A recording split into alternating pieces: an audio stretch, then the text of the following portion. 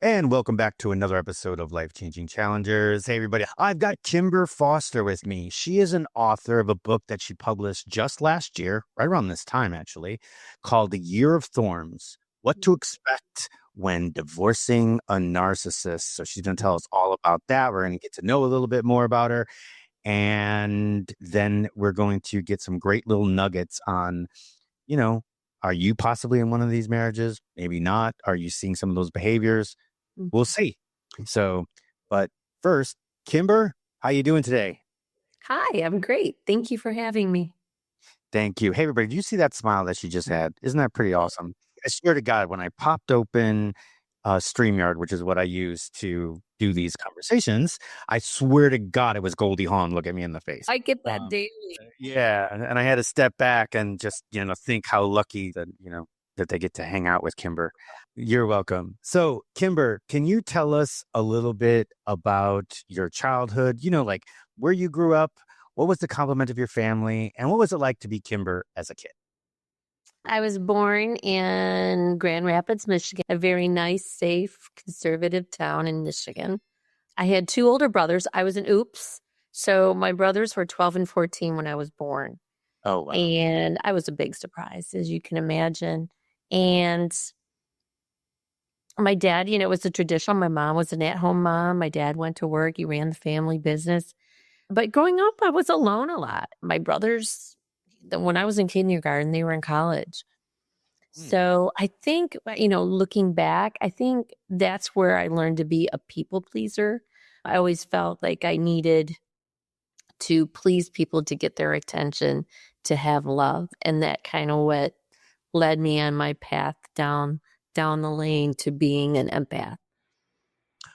You're not the first person that I've had the opportunity to interview about a narcissist relationship that is also an empath. Very, very interesting. Yeah. So your dad ran the family business. What type of business was that? General contractors, 5 generations, all the men in the family have taken over. Yeah, a very successful general contractor. They were married over 60 years, really great parents. Wow. Good role models. Years. Tell me about your childhood. Were you into anything? Cheerleading, sports, dance? Oh yeah, I was the overachiever. Oh yeah. As student council president, cheerleader, homecoming, I did all that in high school and college. Greek system, I did it all. What was your sorority? I was an Alpha Chi Omega. Alpha Chi Omega. Okay, great. Brother. We're made to talk to each other, I'm telling you. Yeah, if you can't go Greek, go Teak. I always say that, but that's always funny. I was actually Good days.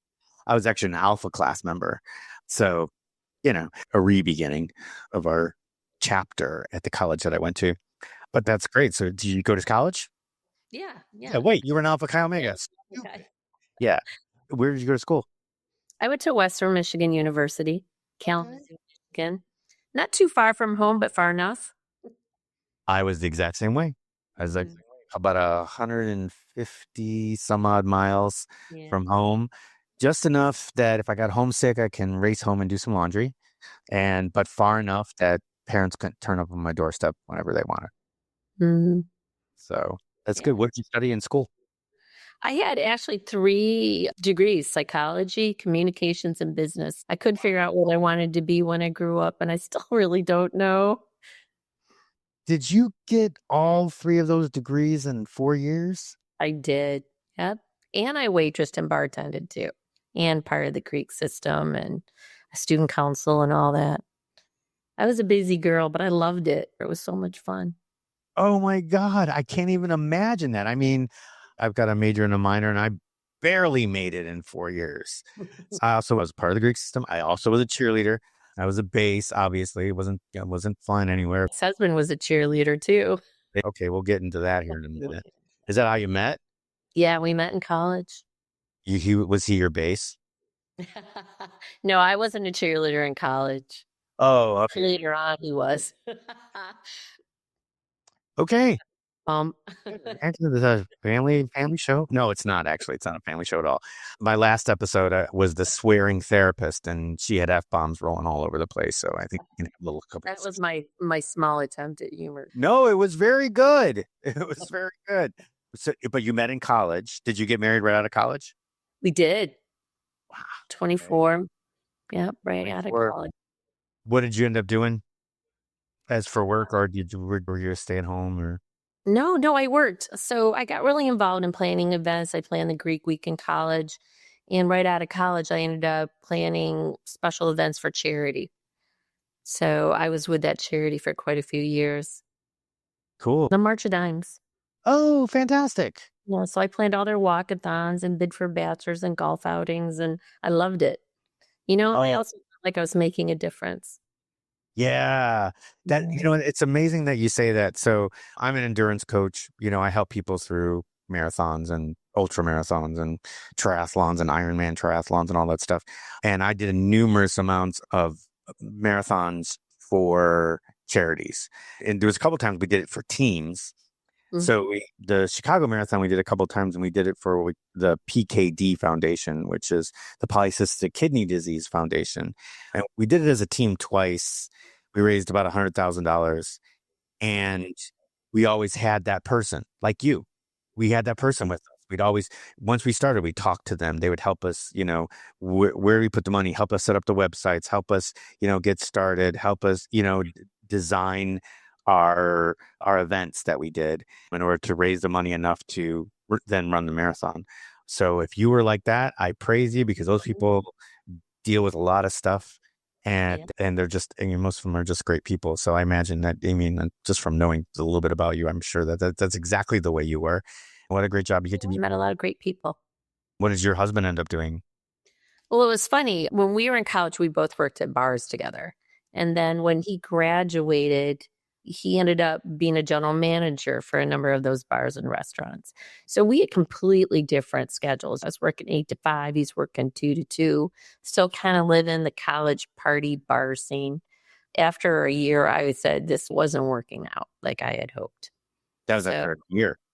yeah, it was a really difficult first year. I mean, there was a lot of red flags even that first year, but that's when I kind of said either, change or I'm out. And so he got a job with a corporate big company, and thus I became married to a salesman. Oh, okay. And we moved like every 3 years after that, living all over the world. Wow. So in the beginning, things obviously were good. I mean, he did exactly what you asked him to do. The goal when we were dating was to own his own bar, but I think he realized quickly that you have to be there 24/7, otherwise people steal. It was, long hours, and yeah, it was a good thing. It was a good thing for us both that Okay. he changed to corporate. So give us a quick list of some of the places that you ended up living. Well, at least give us the list of the places that you liked living. I loved everywhere we moved, and I was lucky I moved with the March of Dimes for like 3 of the moves, and then I made the jump into the corporate world. I lived in Iowa, Des Moines, Iowa. I Okay. lived in Nashville, Tennessee. I lived in Philadelphia, Chicago, Ah, back to Michigan a few times in between there, and then I lived in Ireland and Puerto Rico. okay. Well, first of all, I have to tell you that I grew up in Chicago, but Ireland. Wow. And How did you like that? I loved it. Is it It's a rainy, rainy place, but it's just beautiful. The people are so wonderful. so is the Guinness stronger over there and this here, or is that just I think it is. I think it really is. I just got back from London and I got Guinness on tap and I didn't taste the difference. I'm a Guinness fan, so I like it. And just it's rare to find, at least down here in Florida where I live now, it's hard to find a pub that actually has it on tap. So I was Mm, heaven in London. Everywhere I went, they had it on tap. So was happy about that. So yeah. all right. So you lived all these different places. Uh, and you had mentioned some red flags coming up. When did things start to, did you really feel like they started to have a little bit of a downslope? He had lied to me. He cheated on me. He gambled away all the money we got from our wedding. I didn't sign up for this. But no one in my family's have ever been divorced. So I took my vows seriously, and he made a change, and so I thought it was a new beginning. But as the years went by, as his career grew, so did his ego, and so did his need for control. And moving every 3 years too also led to my isolation and alienation from a support group too. He was my world, my focus, and then my kids later on. Were you still in the process of doing these moves every 3 years when you had your children? Yeah. Yeah. So when we moved to Ireland, I just had my third child. So he was 6 months old when we moved to Ireland.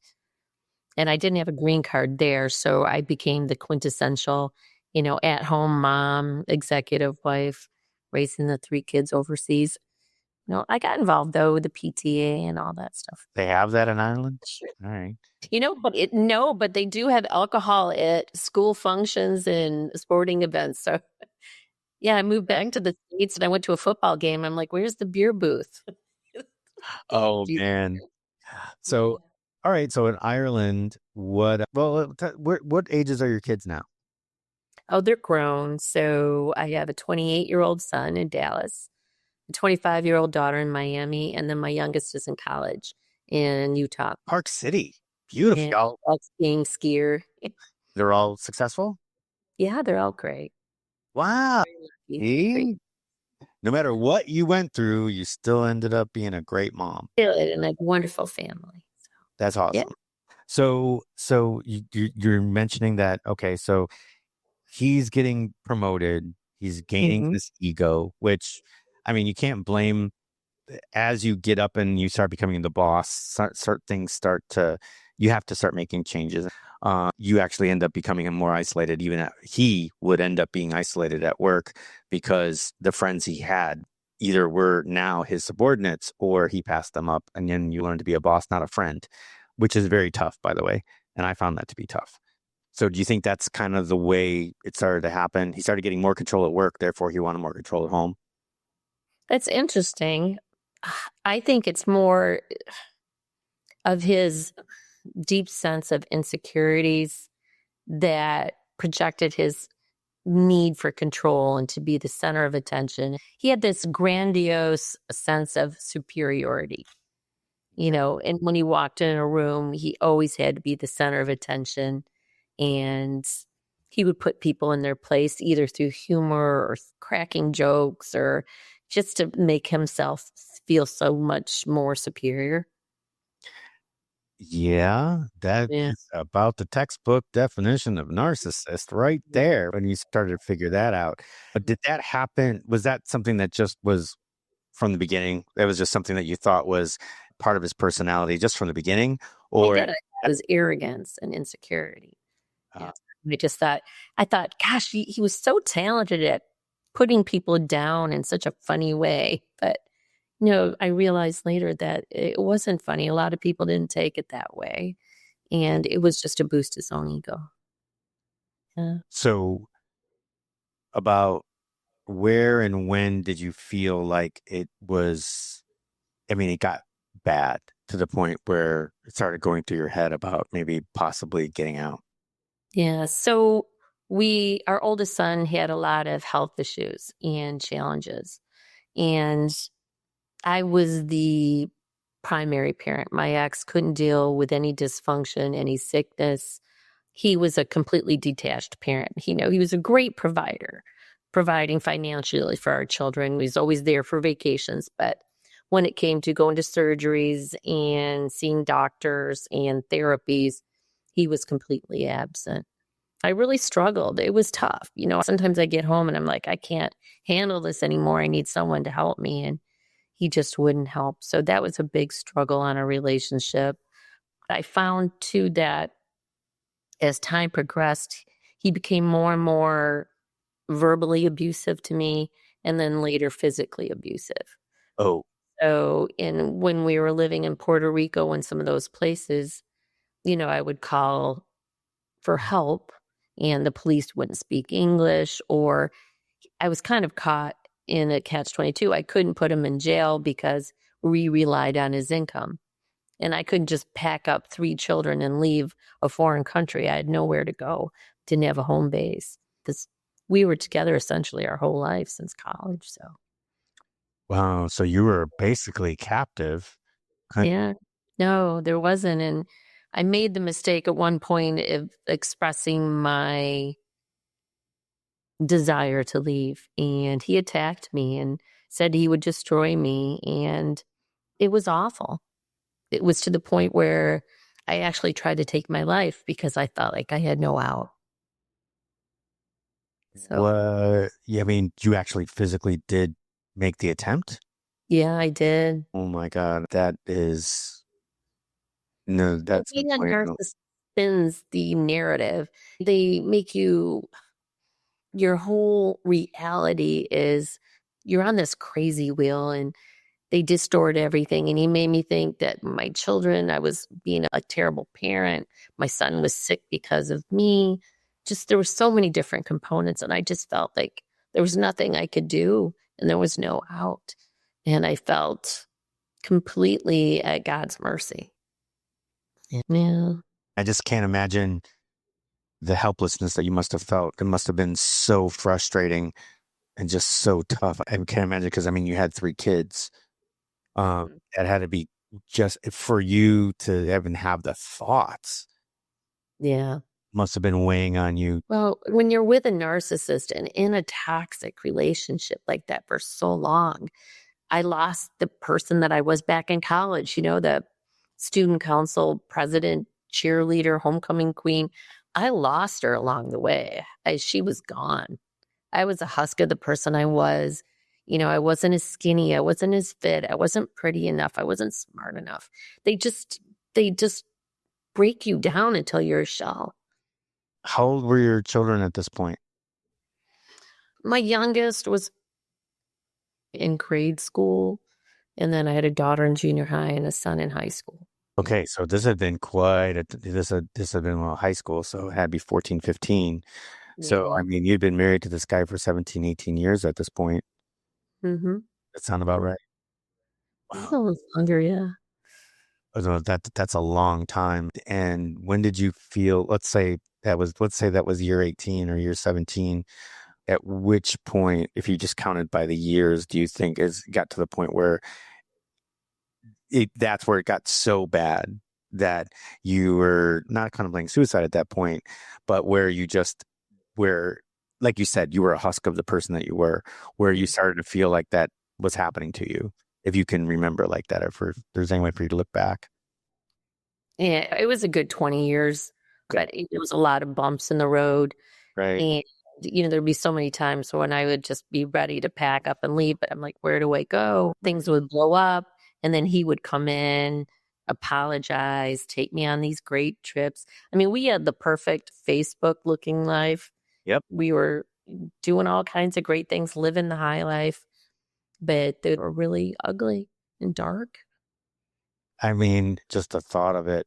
Talk to me about one of those dark times. Because I'm trying to, I just want to feel what you were feeling, or get an idea of what you were feeling and what that might feel for somebody else that's going through that, who might not even realize that it's a dark time. They may be just like, well, this is just what marriage is. Yeah, well, it's just like I said, it was a complete loss of myself, and I felt there was nowhere else to go. There's nothing I could do. I had so much pain. In my book, I talk about the day I actually left. Have you heard the story of the frog and the boiling water? So if you Oh, put a yeah. frog in a pot of water that's warm, increase the temperature over time, it will end up boiling to death. But if you throw a frog in that pot of boiling water, it's going to immediately jump out. Right. So I was that frog that was slowly burning, boiling to death. It was like I had a bucket of water, and every drop of abuse over the years and the degrading comments and just accumulated over time until that last drop. And the bucket just spilled over, and it was like a waterfall of just, I can't do this anymore. It was that fight or flight, and that's when you get to that point where you're contemplating suicide. It's just you want out. And it takes a lot to get to that point where you're like, I need to make a change. Otherwise, what else are you going to do? So that's where I got. And one of my favorite quotes that I've heard someone say to me, and I try to encourage this to other people, that if you are in a toxic relationship, you're sad, you're depressed, you feel like there's nowhere else to go. What you're not changing, you're choosing, and I felt like I didn't have an out. Like I didn't have money. I couldn't just pack up my kids, but there were resources. I just kept making excuses and I was scared. I was afraid. And you really need to push those boundaries of fear. And so, yeah, I got to that point and then I got angry and then pulled up my big girl panties and I figured a way out. And it wasn't easy. That's interesting that you say that you talk about the fear, and Mm, how that causes a lot. Now, the fear that you went through is, 100 times more than the comparison I want to make, which is I have the same issue with some of my clients who are taking on some of these big challenges that never tried before, and whether it's to go faster, longer, stronger. Sometimes it's just like, nah, I just want to stay here. Or I have got clients most of my clients are one and done people. They're like, I want to run my first marathon. And they come to me, I get them through it. But I do have about 5, 6 habitual racers. And when a lot of times I mention to them, hey, let's take the next step. mhm, If you've been doing Olympic triathlon, let's do a half Ironman. Let's try that. And there's always that, maybe not this time, maybe not this time. And I tell them, no, jump in or I'm out. I says, I know I'm only going to do what's best for you. I'm never going to do anything less. mhm. I think it's time for you to take on the next challenge. And a little him and haw, and then they finally jump in and they're happy about that. So Yeah. it's a much, much lower scale than what you went through, but it's something that happens in everyday life and things that can be learned from what you went through, even at a lower or higher scale. So I am very, very happy that you did make that choice. Otherwise, we wouldn't be talking. I'm going to get a chance to meet you. But let's talk about that last day. Let's talk about the day or the weeks turning up to your decision to leave and then the Mm. execution. So talk to me about like when you finally said this enough's enough. I need to make a plan and I need to get the heck out of here. Yeah. Well, we were living in Puerto Rico. We were going to counseling, which later I learned just doesn't work when you're dealing with a narcissistic psychopath because they'll never take accountability. They'll never take ownership. It's all the blame game. When we moved back to the States, I think he knew I had a foot out the door because I had told him I was going to leave him before. And then he love bombed me all over. Said he wanted to make us work. We moved back to the States. He was actually demoted in his job. So he went from being a big fish to a little fish in a sea of sharks too. So minute I got back to the States, I hired an attorney and I had a knee replacement revision on my knee. I used to race downhill skiing back in the day. So I was laid up and she's like, stay as long as you can. And I really thought that staying in the marriage was good for my children. I had a strong sense of, like I said, an obligation to my vows and to my children. But what I realized later was that I was just teaching my children what a dysfunctional relationship is. And I'm glad I finally made the change and the choice to leave. But it wasn't easy. Yeah. So it was back when we got to the States and I gave it a couple years. We tried therapy, it didn't work. And I finally said on our anniversary, I walked out. Yeah. It was like I said, that bucket, it did that accumulation of all those drops over time. And this kid started talking to me with just respect, sounded just like him, the verbal abuse coming at me. And I'm like, no, I'm not going to do this anymore. I learned that I had to love myself and respect myself and become whole if I wanted to continue to move on and be the parent that my kids deserved. Just the fact that he got your kids to be like him, that had to just absolutely, since you were the one that was the primary parent, you were the one who was with them all the time. Mm-hmm. And oh, wow. Yeah. Yeah, we were all on a vacation in a little room, and they just started talking to me with complete disrespect. And there was a lot of other things that happened that today. Not one major thing, but like I said, it was accumulation of many things over time. And that day I snapped and I had my first ever panic attack. I couldn't breathe. It was like my inner voice or God was telling me, nope, you're done. You got to move on. And it's crazy too, a little funny story. I don't know if it's funny, but they were all supposed to fly back the next day back to Michigan. It was Christmas time, so he had the week off work and the kids had the week off from school.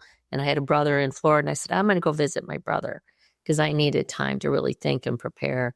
And just something said I couldn't get on the plane the next day. 2 days later, my dad had a heart attack, and he lived in Florida. So I was there to take care of my dad the next few weeks. But if I had gotten on the plane, I wouldn't have been there for him. So I think it was a little bit of everything. It's like my inner voice needing to save myself, but also God telling me to stay so I could help my dad. Wow. Yeah. That's something else.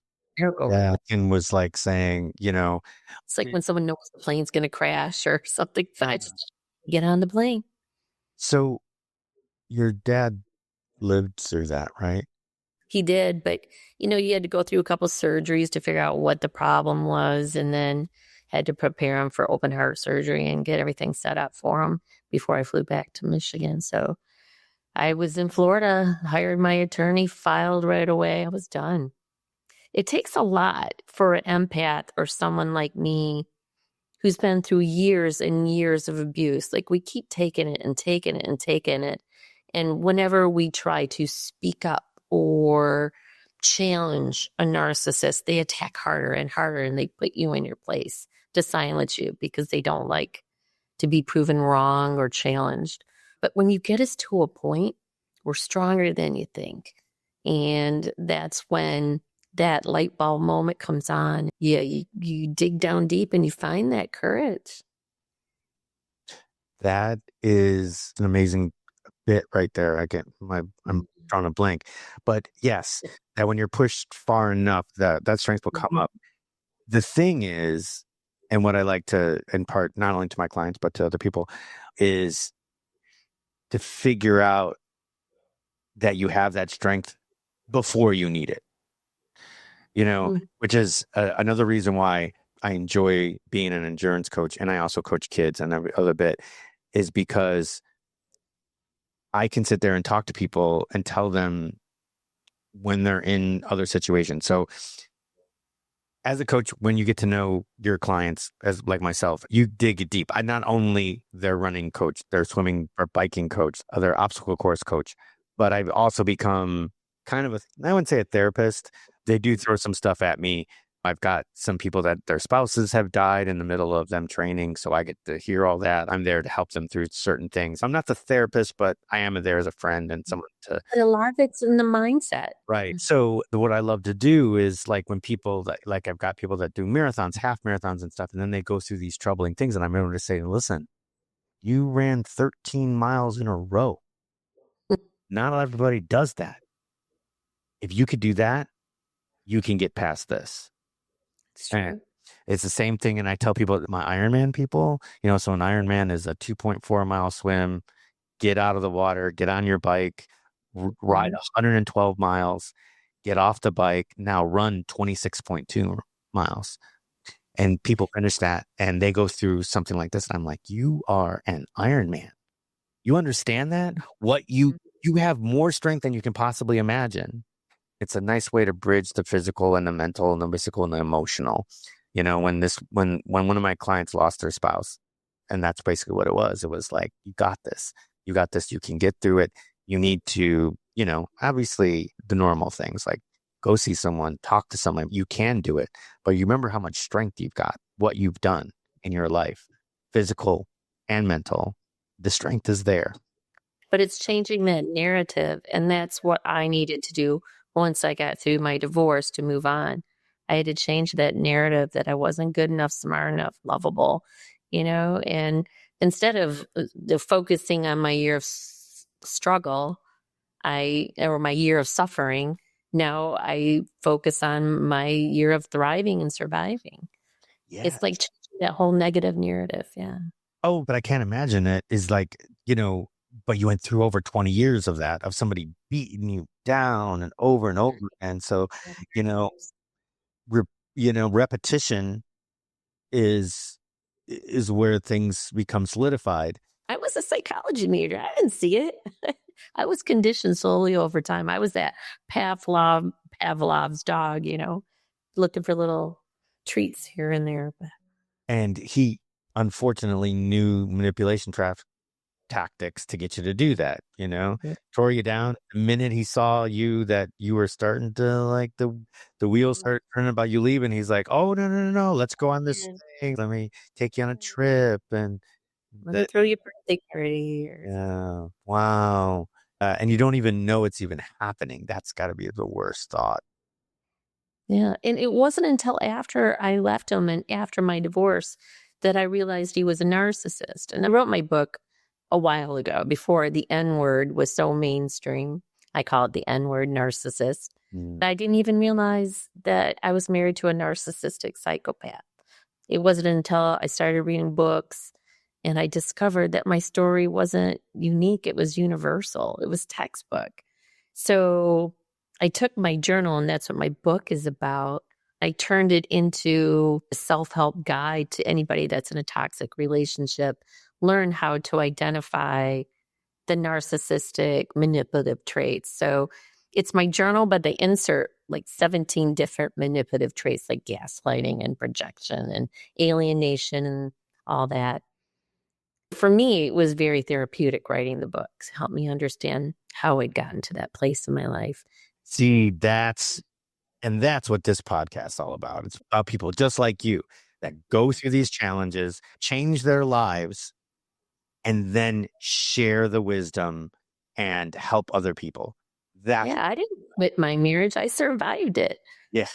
When I tell everybody, I survived it. And, I have 3 beautiful kids, and there's so many things I am thankful for, and going through the fear and pushing forward and focusing on survival and thriving. And, I wanted to make meaning of what I went through. I really think God's purpose for me was to go through it so I could learn and understand about it and help others now that are going through something similar.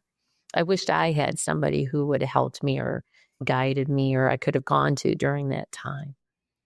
And now you're that person for Yeah. other people. So if you were to go back and knowing what you know now and look back through your relationship, what would be the first sign that you saw that you now know that you were with a narcissist? That first red flag that you could tell to other people that say, hey, you see this is your first red flag. It doesn't mean that he's a narcissist yet, but here's your first red flag. Oh, that's one's easy. It's love bombing. They come on so strong and so fast. They make you think that you're everything. They're everything. They'll say, I've never met anyone like you. You're the one for me. And they come on so strong and so fast. You think it's love at first sight, or after 2 weeks, you're like, this is the soulmate. But they come on so strong, so fast because they want to hook you before their mask falls off. Love bombing so that fast enough to the point where they know not to, they can't make a mistake just yet. In case they make a mistake and they Yep. lose their You're already hooked. Yeah. you're already hooked. Yeah. So, all right, ladies and gentlemen, if you're not one of those people that are, there's always people that like, if you're clinging too fast, you're already out, right? But there are people that like that. Especially empaths, like people like me. I loved the affection. I loved the attention. I wanted love so badly. Yeah. And, they tend to prey on people like us because we're easily manipulative and controllable. Yeah, you and I might have that in common. Yeah, I don't know if it's lack of or just the fact that I am, but yeah. So, all right. So if you're one of those people that happens to like the clingy and you like people that are hanging on your word and then giving you compliments back, be careful of the person that you're with, that this might be their way of starting to get their hooks in you. So that's number 1. All right, let's go on with number 2. Well, I think number 2 would be easier to spot now that I'm older.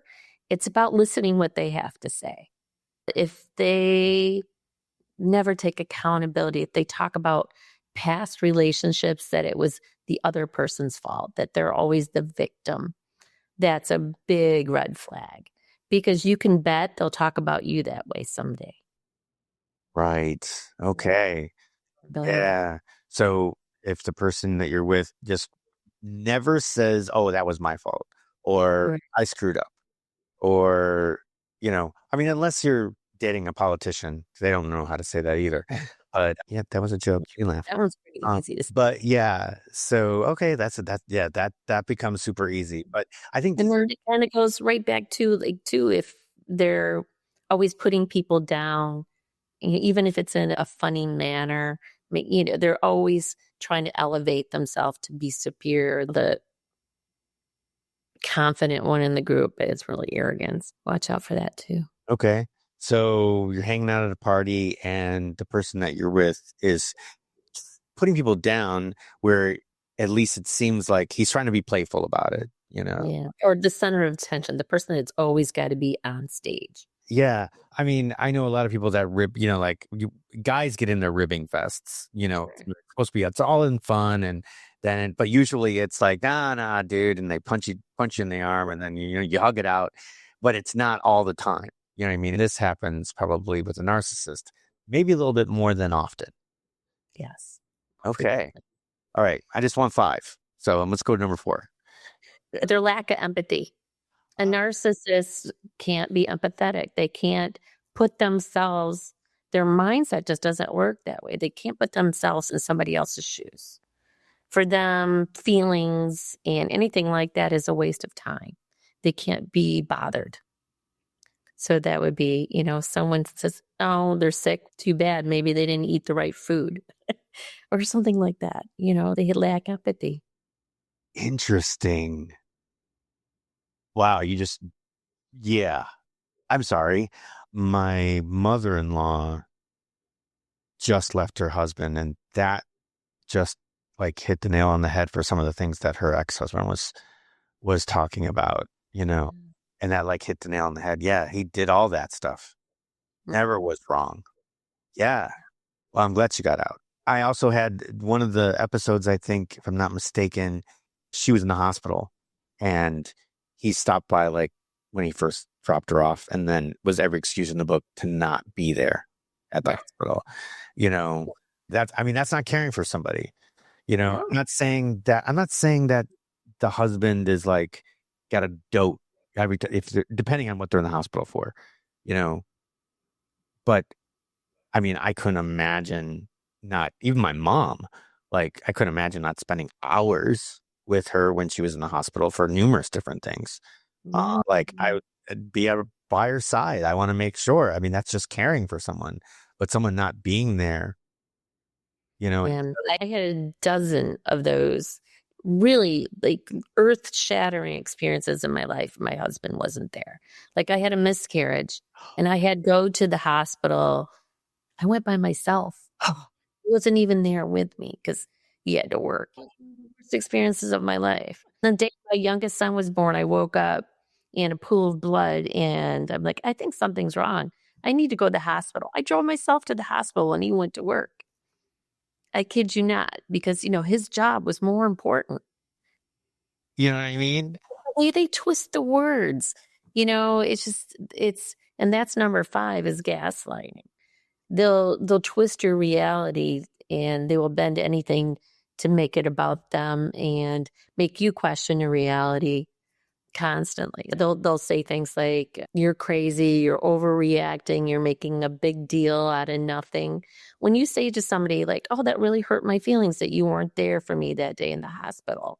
And if you're making a big deal out of nothing, like, what could I have done for you? Meanwhile, I'm providing work for you and I'm making all this money so you can live in this giant house. They spin it, that whole narrative. Wow. So there are 5 different ways to spot that you might be in a relationship with a narcissist. Yeah. Kimber's got 17 of them located in her book, Year of Thorns, What to Expect When Divorcing a Narcissist. You got to pick up that book. It's on Amazon. In the show notes, I will make sure that there is a direct link directly to there. But Kimber has also something for you as well. You know what? I think I'm going to let you do that, Kimber. Oh, thank you. So when I went through my divorce, I knew it was going to be bad, but I had no idea the lengths that he would go to destroy me. He tried to put me in jail. Nothing could have prepared me for what I went through in my year of hell. So I created, after my divorce checklist, which is the ultimate survival guide to breaking free of a toxic relationship. And I'm going to offer it free to your listeners and viewers. They click on the link. But in it, it goes over everything that you need to do to prepare before, during, after, the things that you need to go through for your judgment of divorce. Because if it's not in your judgment, or whatever they call it, in your state, which is like your holy Bible, it won't be covered then after the fact. Like, for example, we had 3 children, and under the umbrella of child support, it's just your basic food, shelter, and clothing. But he'd always say, oh, driver's training, that's covered under child support. There's braces, there's video games, there's broken cell phones. Like, there's so many different components to children that it's really important to have all that covered and broken down before or during the process of divorce, because the level of conflict between parents is really, really hard on children. So as much if you can alleviate that through agreements, and this guide will help with that too. That's outstanding. I'm going to leave a link. The link will be in the show notes. If you're watching on YouTube, it's also going to be in the description. There'll be a link right in there. It'll be a little long, but it's there and it'll be marked. Also, her Facebook page. Yes. Yeah, I have a Year of Thorns Facebook page. Okay. And yearofthorns.com is my blog and website, and there'll be links there too. Great. Just Year of Thorns, and it'll look like that. Yearofthorns.com. Yep. I missed that one when doing my research. Mm-hmm. There it is. All right, great. Yeah, and she's got her blogs in here. You can buy the book right from there. You can actually contact her right from there. So yes, definitely go to yearofthorns.com. That will also be in the show notes. And there's a way to contact her right there. She has a Facebook page for Year of Thorns. Are you in any other social platforms? I think I have an Instagram account too. I'm a little bit technically challenged, but I'm working on it. Okay. The best way to reach me is through my Year of Thorns. And I also do coaching and things like that too for anybody that may need some help. Well, that's the giving back part that I love so much, which is what we do here, right? Finding people that are going through these challenges and helping them through it to thrive, survive, and maximize their potential. I know. Absolutely. Use it. Yeah. So speaking of YouTube, if you happen to be watching on YouTube, please hit that subscribe button and the like button and hit that notification bell so you always know when we're going to go ahead and drop a new episode. And if you're listening on Apple, if you're listening on Spotify, please go ahead and drop us a review. I don't care if it's a bad review. Matter of fact, that gives us more idea on how I can help evolve the podcast. You can, if you've been listening since episode 1, you'll see that this has definitely evolved in certain ways, remaining true to the message, but it has evolved. So I always love evolving and even more, and that's all up to you. So thank you for doing that. But Kimber, thank you so much for sharing your story with us. I hope everybody gets excited about reading A Year of Thorns. And I think you'll really all enjoy it. There's a lot of great information in there. Thank you so much for your wisdom and your guide today. Thank you for having me. Oh, the pleasure was all mine. Thank you so much. And for Kimber and myself, thank you for listening.